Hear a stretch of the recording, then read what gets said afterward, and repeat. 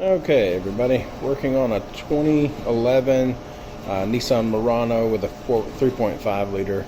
This one is the two-wheel drive. As far as I know, the mount is the same on a two-wheel drive on the convertible version or on the all-wheel drive version. I did not find any information on YouTube, on even our information systems, what we normally use. So I wanted to make a quick how-to maybe, or some pointers. I've already got it apart, but to get this mount out of its location, what has to happen is, and probably the smartest thing, is to take the 10mm bolt right here and the other side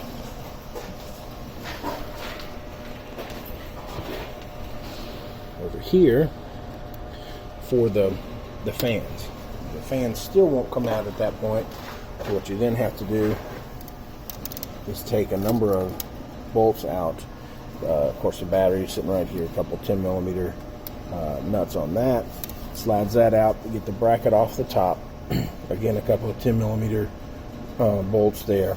Once that's out, you'll find a number of, I believe, 13mm bolts holding the battery tray, or holding this large bracket for the PCM and possibly maybe a TCM, holding those in place. There's at least 1, 2, 3, one over here, it's 4, and then there's a number of bolts on the battery tray itself holding that in place. There's one way over here. Okay, once that's out of the way, then you can, let's see if I can get my light situated, then you can move. Normally it sits a little further here. Then you've got a little bit of flexibility to take these 10mm bolts out.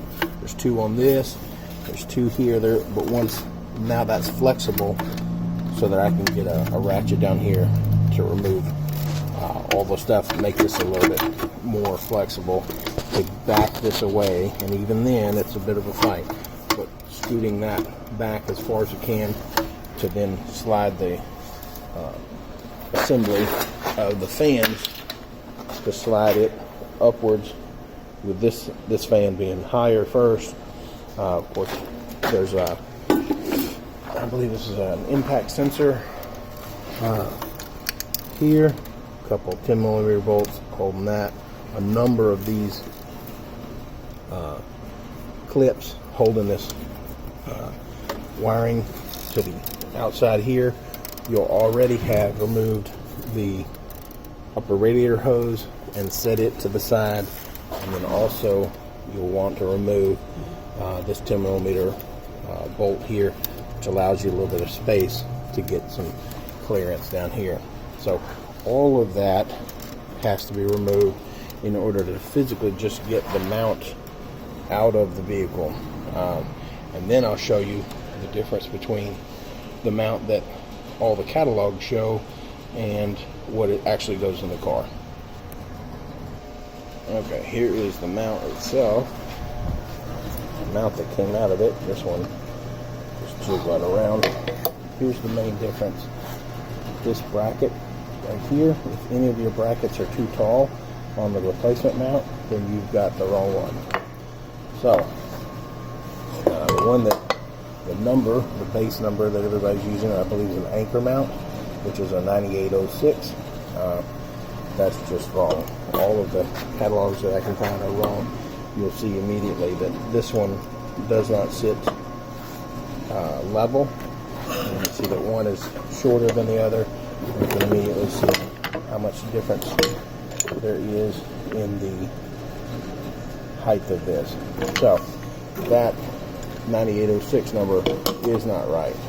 I'm gonna have to order one of these from Worldpack, because they've got a decent price on it. You can find this on eBay, and I'll show you real quick the OE part number. Okay, here is the OE part number for the correct mount. The one, when you look this up, you'll find the correct one,